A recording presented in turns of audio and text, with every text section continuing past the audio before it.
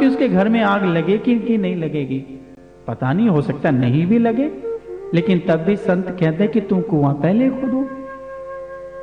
शत्रु को, ये व्यक्ति को पता नहीं कि मेरा शत्रु से कभी मुलाकात होगी और युद्ध करना पड़ेगा भी नहीं करना पड़ेगा, शायद ना भी करना पड़े, लेकिन तब भी संत कहते कि तुम युद्ध की विद्या सीख लो।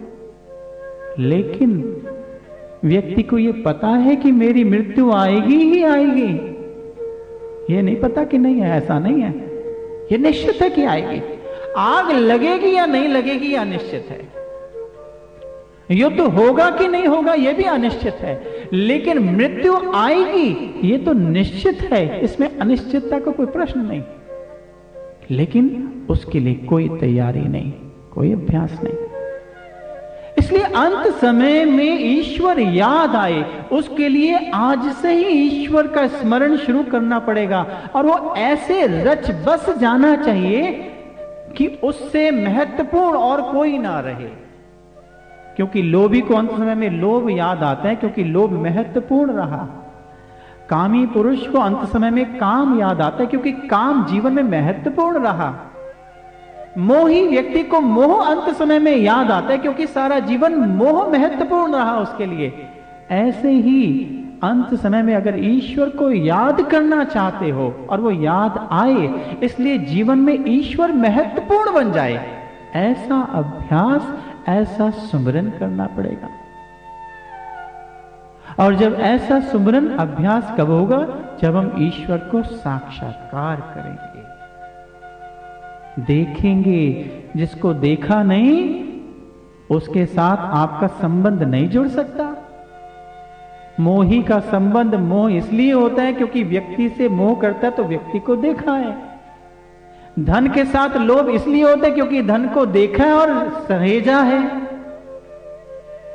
इसी तरह से ईश्वर का साथ संबंध तब जुड़ेगा जब ईश्वर को देखा है और उसको प्राप्त किया है। इसके लिए संत की जरूरत है। इसलिए महाराष्ट्र के एक संत ने कहा, री बाई गोविंद नाम मत बीसरे, अंतकाल जो लक्ष्मी सिमरे, ऐसी चिंता में जो मरे, सर्प जोनी बलबल उतरे। धन को याद करोगे सर्प बनोगे, मकान को याद करोगे तो प्रेत बनोगे। बहुत से उदाहरण दिए। अंधकाल नारायण सिमरे, ऐसी चिंता में जो मरे, वदित त्रिलोचन ते नर मुक्ता। उनको मुक्ति मिलेगी, उनको मोक्ष मिलेगा जो अंत समय नारायण को स्मरण करेंगे। लेकिन नारायण को स्मरण तभी हो सकते हैं जब हमने नारायण को प्राप्त किया होगा, और नारायण को प्राप्त करके ध्यान में बैठे होंगे। जिनके पास श्वासें बच गई हैं, जिनके पास समय है, अभी हम अपने जीवन को सफल कर सकते हैं। अगर अभी नहीं किया तो कर सकते हैं।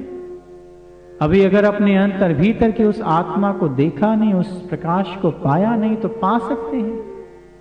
और उसका अभ्यास करके ईश्वर से प्रीति प्रेम नेह जोड़ सकते हैं, ताकि अंत समय में जब हमारी इंद्रियां भी काम ना करें, जब केवल और केवल श्वास हो, उस समय केवल ईश्वर उसके साथ चल रहा हो, उसका नाम चल रहा हो, उसका स्मरण हो। शमशान घाट का वैराग्य से काम नहीं चलेगा। कोई मरा तो अच्छा, जा रही बहुत बुरा हो गया, बाहर निकलते सब भूल गए। हम भी कतार में खड़े हैं, हम भी लाइन में लगे हैं, हमारा भी यही हश्र होगा एक दिन। जिसके लिए भाग रहे हैं, जिसके लिए दौड़ रहे हैं, जिसके लिए कर रहे हैं, ये सब का सब यही रह जाएगा। सच को पकड़ो। जो अपना नहीं है उसके लिए भाग रहे हैं, जो अपना है उसके लिए चिंता ही नहीं।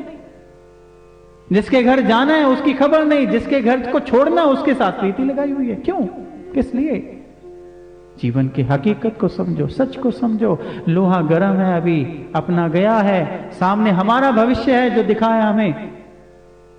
अपना भविष्य सुधार लो।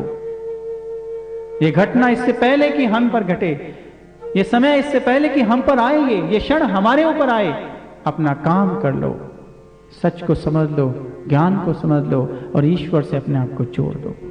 अब मौका हमारा है, बारी हमारी है, अवसर हमारे हाथ में है। हमने सोचना है कि इस सफर में वो गया, कल को उस सफर में हमने भी जाना है, तो सफर का इंतजाम तो कर लें। किसी सफर में जाते हैं तो तैयारी तो कर लें। कि खाली हाथ जाते हैं सफर में।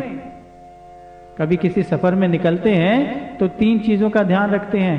एक तो जहां जाना है उसका पता, दूसरा सफर में कितना समय लगेगा उसकी टिकट, और तीसरा सफर में खाने पाने की सामान। लेकिन जिस अनजान सफर में जाना है, ना तो वहां के घर का पता, ना कितना समय लगेगा ये पता, ना ही वहां के लिए कोई इंतजाम किया। 200 किलोमीटर के सफर के लिए खूब इंतजाम करते हैं, लेकिन इस अनजान लंबे पथ के लिए कोई इंतजाम नहीं, कोई तैयारी नहीं। इस तैयारी को कर ले। और